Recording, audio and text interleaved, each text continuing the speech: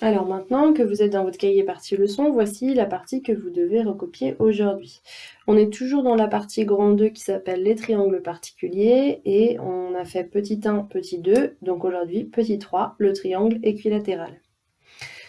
Un triangle équilatéral est un triangle ayant ses trois côtés de même mesure, comme moi, donc vous écrivez le titre en vert, ça vous soulignez exactement comme moi, comme on a l'habitude de faire.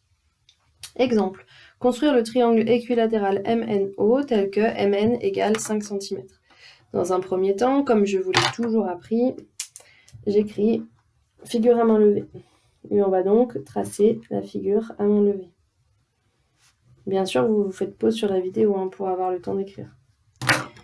Donc, un triangle équilatéral, je fais en sorte de faire un triangle qui semble équilatéral à main levée et je mets les trois sommets MNO.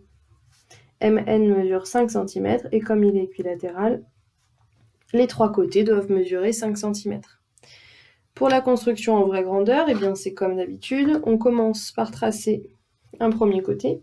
Ici, ils font tous la même taille, donc peu importe lequel.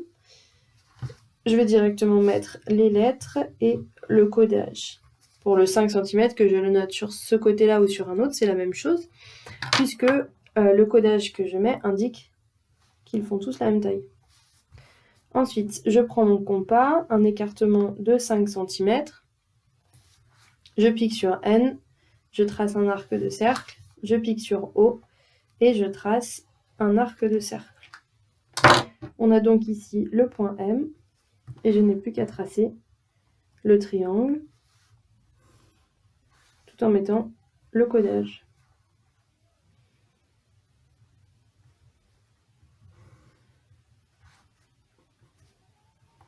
Voilà. Ensuite, on va remarquer quelque chose. Comme on l'a appris dans le triangle isocèle, les deux angles de la base sont de même mesure. Et bien ici, comme on a un triangle équilatéral, on va faire une remarque similaire, sauf que cette fois-ci, on n'aura pas deux angles identiques, enfin de même mesure, mais on en aura cette fois-ci trois. On vérifie. Donc ici, j'ai un angle de 60 degrés. Ici, j'ai un angle de 60 degrés, encore une fois. Et enfin, le dernier,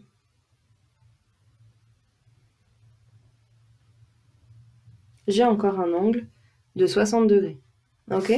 Donc, sur la figure, on va rajouter un codage identique pour les trois angles. Et je vais mettre que ça mesure 60 degrés. Et on va l'écrire en remarque. Donc, la remarque que vous écrivez, c'est la suivante. Les trois angles d'un triangle équilatéral mesurent toujours 60 degrés. Donc ici, on a fait le test sur ce triangle-là, ça mesurait 60 degrés. Les trois angles mesuraient 60 degrés. Mais peu importe le triangle équilatéral que je vais tracer, qu'il soit très grand ou très petit, eh bien en fait, tous les angles mesureront toujours 60 degrés. Voilà, je vous laisse continuer et terminer de recopier cette leçon et de faire l'exemple.